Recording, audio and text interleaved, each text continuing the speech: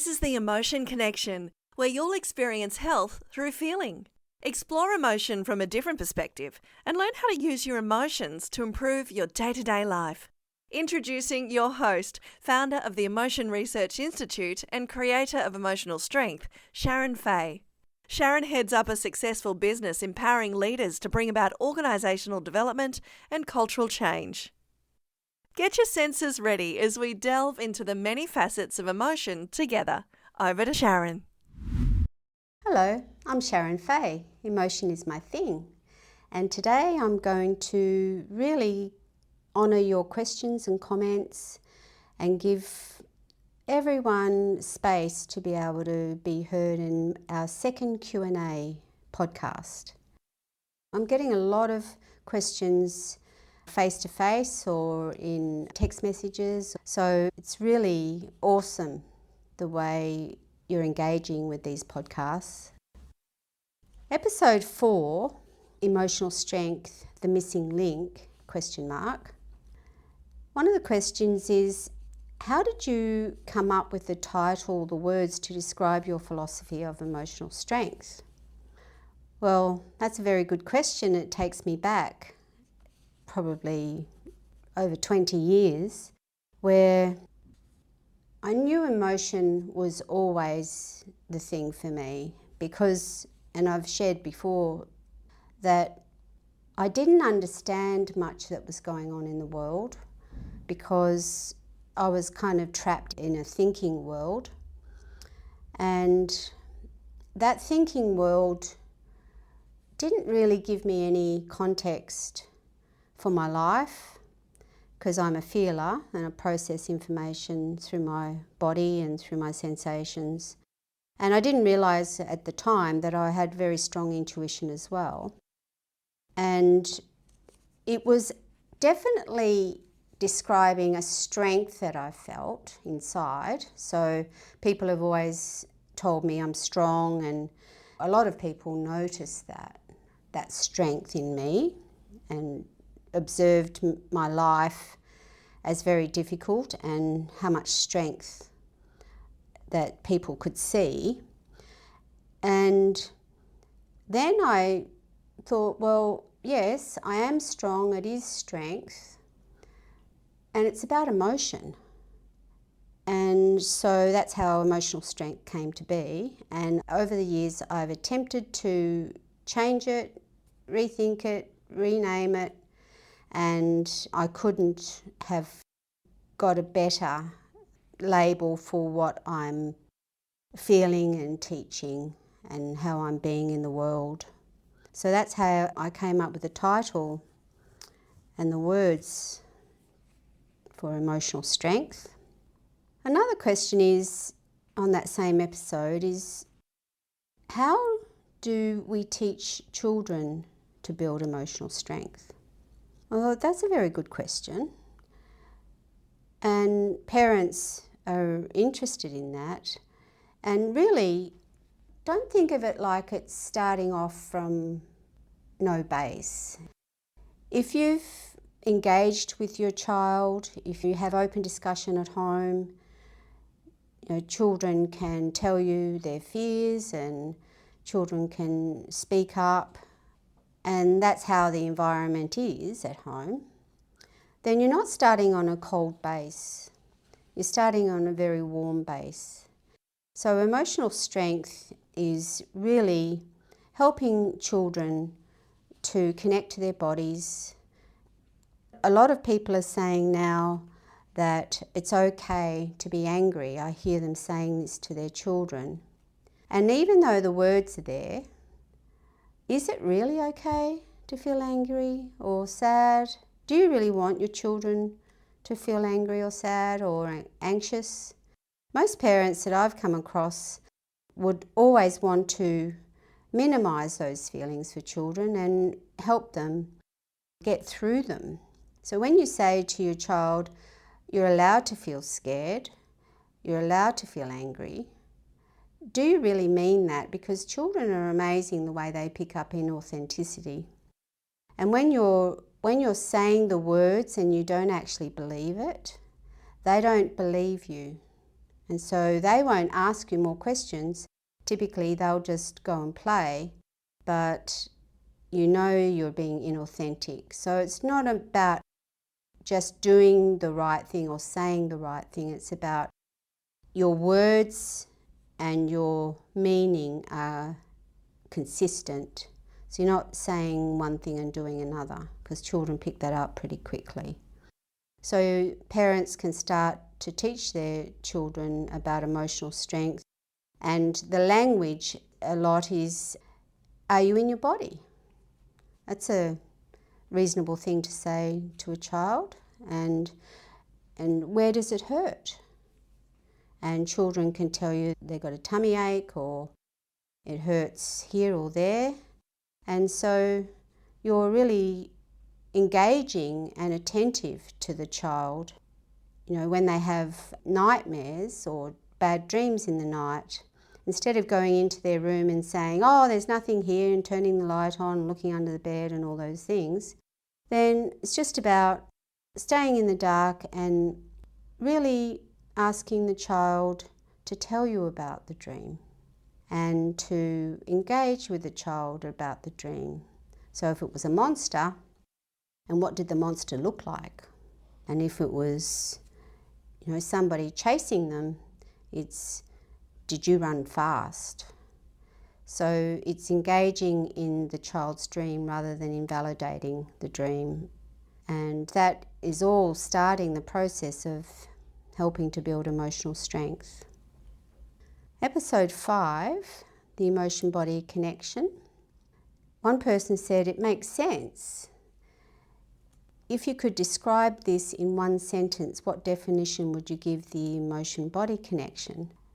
So that's a difficult question to answer, but I would make the comment that I found when I was researching for this podcast.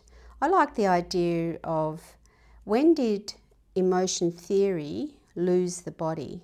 And that makes sense to me, because that's what happened through our dichotomous thinking. We disconnected from the head down. So emotion theory started to talk about behaviour and cognition and all these things. But to me, it is not the mind-body connection, but the emotion-body connection. And that difference just means that experience of it. The mind-body connection might be, the mind is completely distinct from the body in the experience of it, even though it's not really. So the mind and the body, and then I go, well, what about the emotion and the body connection? So I haven't heard anyone speak about that. And a third question is the body a more honest communicator than words? That's a very good question. And I'll answer that question in parts, because you often hear people in the world say, well, I trusted my feelings and they let me down. And when I've explored this idea, they've let you down. Well, I would say, if your feelings have let you down, then you're not feeling in the way that I mean feeling. You might be thinking about feeling, or you might be feeling the intuition that is spot on, and then you'll second guess yourself by overriding it with thinking. So that's what happens when you feel that your feelings have let you down. The other thing about feelings letting you down is that sometimes feelings and intuition in particular can get mixed up with fear. So if you're responding from fear, that may feel like your feelings. And I would say that that is a disconnection from your feeling.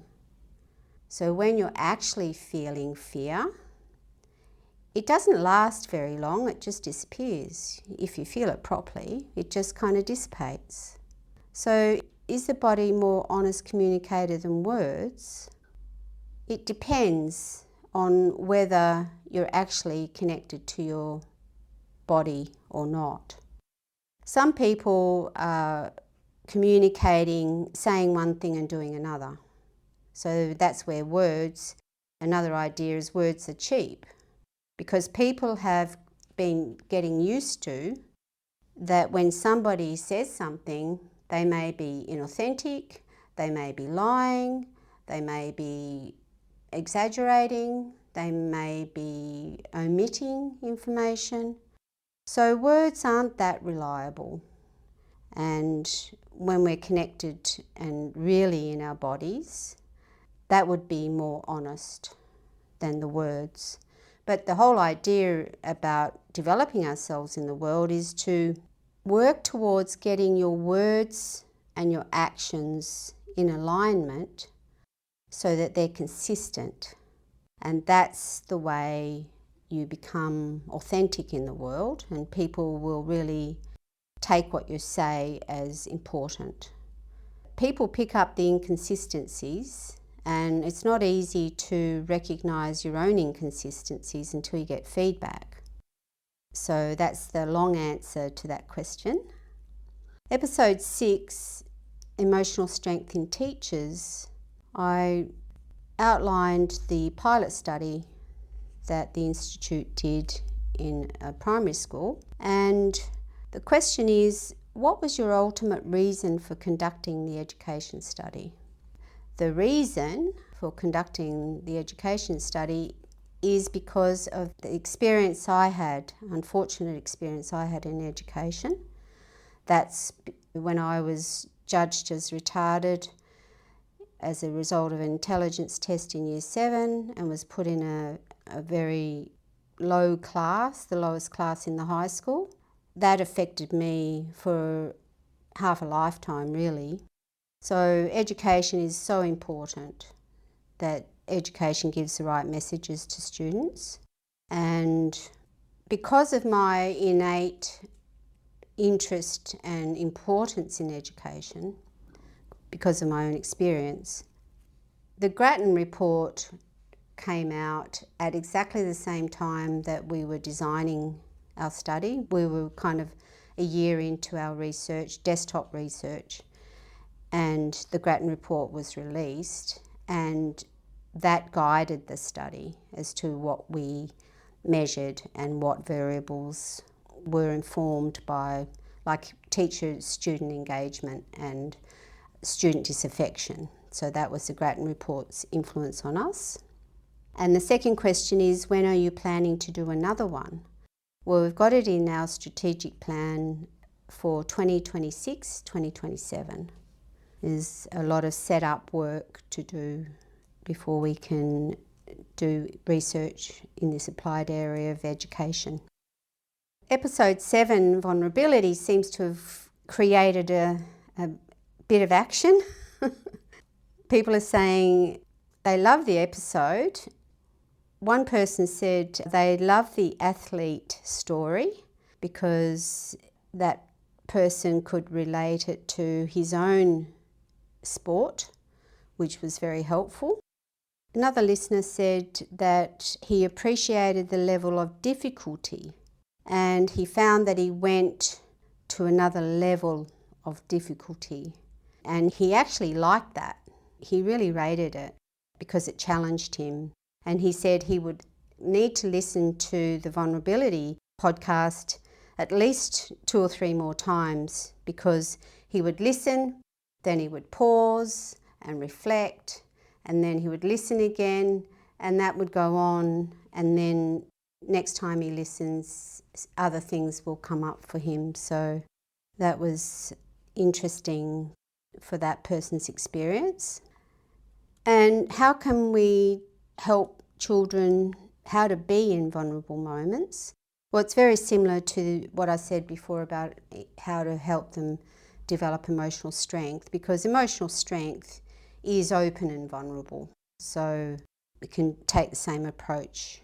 Next question is, why do you think it's important to go through the history of emotion in this episode in particular for vulnerability? The reason I'm always looking at history is because I like to know where we've come from. I like to understand the context of what I'm talking about.